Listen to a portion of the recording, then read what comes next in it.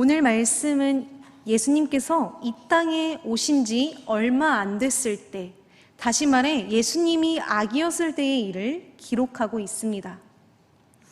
당시 예수님께서 초림하시어 이 땅에 머무르실 때의 상황은 지금과 같이 세상의 타락은 물론이요, 마지막 보루였던 종교마저 극심한 타락과 부패로 인하여 세상은 매우 혼돈하고 혼란스러운 시기였습니다. 그러나 그런 그때 하나님께서는 예수님을 사모함으로 기다렸던 한 사람을 택하셨습니다.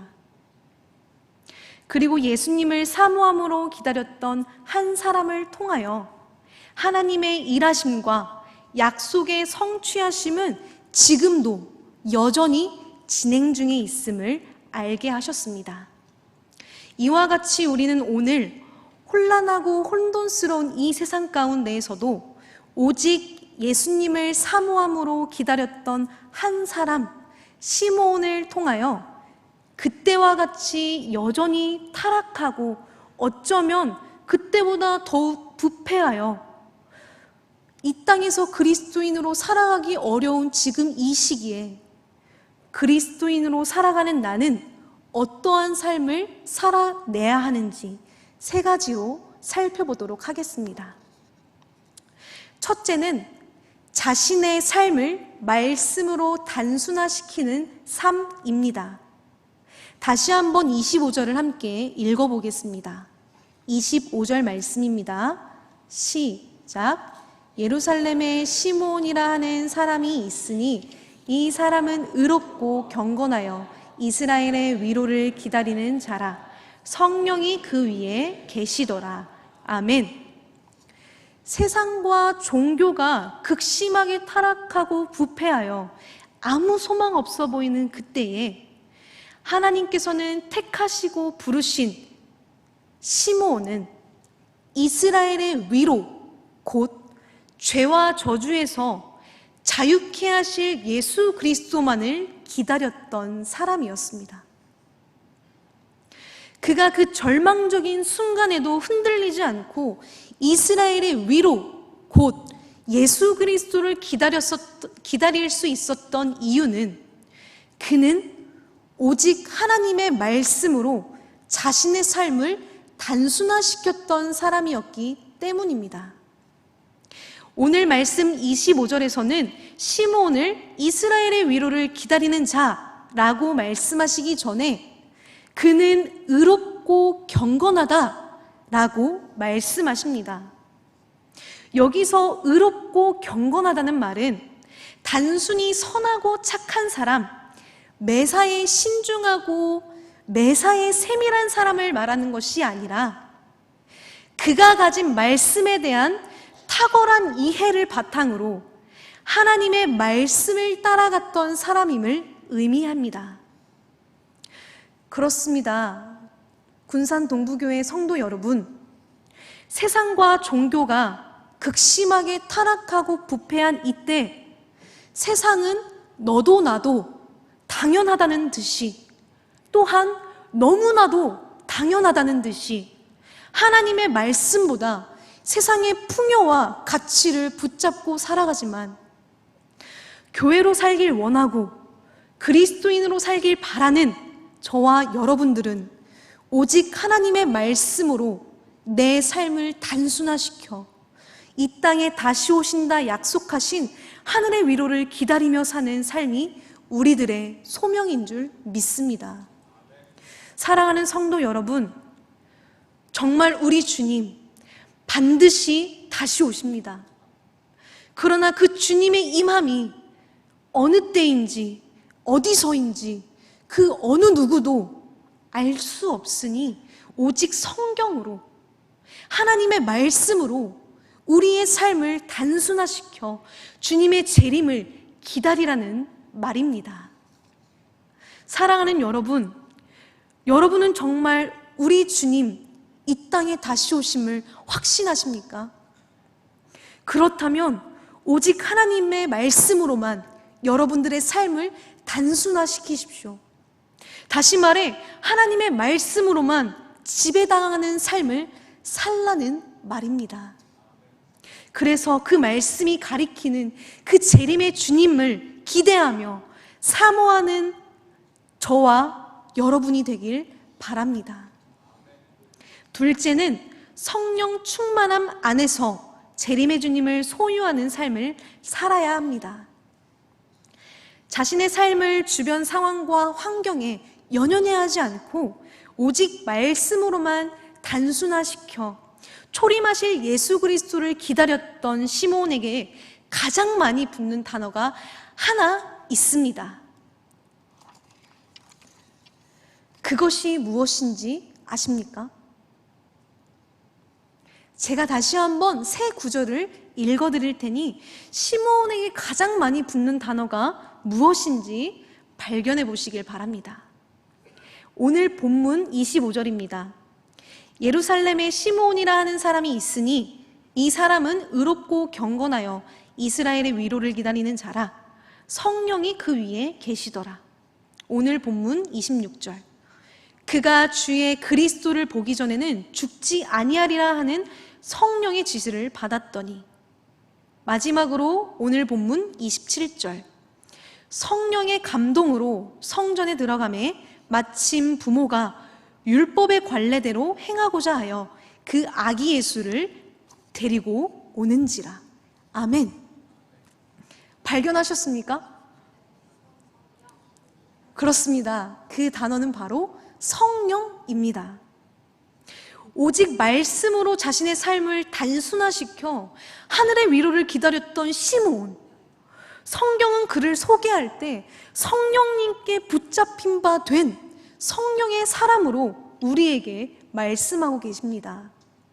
그렇습니다. 군산 동부교회 성도 여러분, 세상과 종교가 극심하게 타락하고 부패하여 죄악과 더불어 사는 삶이 너무나도 당연시되어지는 지금 그때나 지금이나 시므온은 탐욕에 물들지 않았습니다. 또한 시므온은 모든 불의와 죄악에 붙잡혀 살지 않았습니다. 그는 오직 성령님께 사로잡힌 성령 충만한 사람이었습니다. 그리고 그런 성령 충만한 시므온에게 하나님은 죽기 전에 그토록 사모하며 기다린 예수 그리스도를 보게 된다는 은혜의 약속을 허락해 주셨습니다. 그렇다면 우리 군산 동부교회 성도 여러분들은 무엇에 붙잡힌 바 되어 어떠한 삶을 소유하고 계십니까? 혹시 먹고 사는 문제, 생존에만 사로잡혀서 탐욕과 정욕, 편안과 안정이라는 삶을 욕심내며 살고 있진 않으십니까? 그러나 죄로 점철된 세상 가운데에서 교회로 그리스도인으로 살아내길 원하는 저와 여러분들은 오직 성령님께 사로잡혀 이 땅에 반드시 다시 오신다 약속하신 그 재림의 주님만을 소유하는, 그래서 먼 훗날 우리 주님 재림하셨을 때 참된 하늘의 위로를 보게 되는 은혜와 축복을 받게 되는 모두가 되길 바랍니다. 마지막 세 번째는 오직 재림의 주님만을 주제로 인정하는 삶을 살아야 합니다. 혼란과 혼돈이 익숙해진 그때 시므온은 말씀으로 자신의 삶을 단순화시키며 이 땅에 오실 위로를 기다리고 성령의 지시와 감동에 따라 살아가고 있었습니다. 그런 그때 시므온은 정말 죽기 전에 그가 그토록 기다려오던 이스라엘의 위로이신 예수님을 보게 되었고, 지금 부모님 품에 안겨오는 그가 누구인지 첫눈에 알아보게 되는 은혜를 맛본 사람이었습니다. 그리고 시므온은 첫눈에 알아본 위로이신 아기 예수님을 자기 품에 안고 하나님께 찬송합니다. 함께 29절을 읽어보겠습니다. 시작. 주제여, 이제는 말씀하신 대로 종을 평안히 놓아주시는도다. 아멘. 첫눈에 알아본 위로이신 예수님께 드리는 시므온의 첫 고백의 핵심은 바로 주제라는 단어입니다. 여기서 주제는 헬라어로 데스포테스라는 말인데, 이 뜻은 무소불위의 절대 권세를 가진 통치자, 다시 말해 독재자를 의미합니다. 여러분, 독재자는 어떤 사람에게 독재자라는 말이 붙습니까? 여러분들이 생각하는 독재자, 이 이미지는 어떠합니까?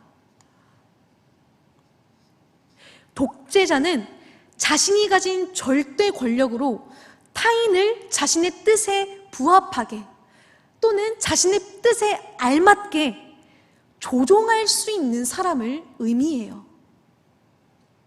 그러나 우리가 여기서 오해하지 말아야 할 것은, 하나님의 독재는 인간의 독재와 다르게 탐욕과 욕망을 바탕으로 하는 것이 아니라 사랑과 공의와 긍휼과 자비, 그리고 위로와 인내 위에 세워져 그 안에서 우리를 다스리시고 통치하신다는 사실입니다. 따라서 시므온이 아기 예수님께 주제라고 고백했다는 것은 사랑과 공의, 긍휼과 자비, 그리고 인내 안에서 자신을 다스리시고 통치하시는 주님만이 내 삶의 절대적인 통치자요, 절대적인 독재자 되심을 시인하고 인정했다는 사실입니다. 다시 말해 시므온은 하나님 외에 다른 어떤 것도 자신의 삶을 다스리고 통치하지 못하도록 오직 하나님께만 자신의 모든 복종과 충성을 드렸다라는 것을 의미합니다. 그렇습니다. 군산동부교회 성도 여러분, 이처럼 우리 또한 시므온의 고백과 같이 이 땅에 다시 오실 예수님만을 주제로 인정하고 하나님 앞에 자신의 삶을 완전히 굴복시키고 복종시키는 모습이 있어야 할 줄 믿습니다. 그러나 우리의 삶은 어떠합니까?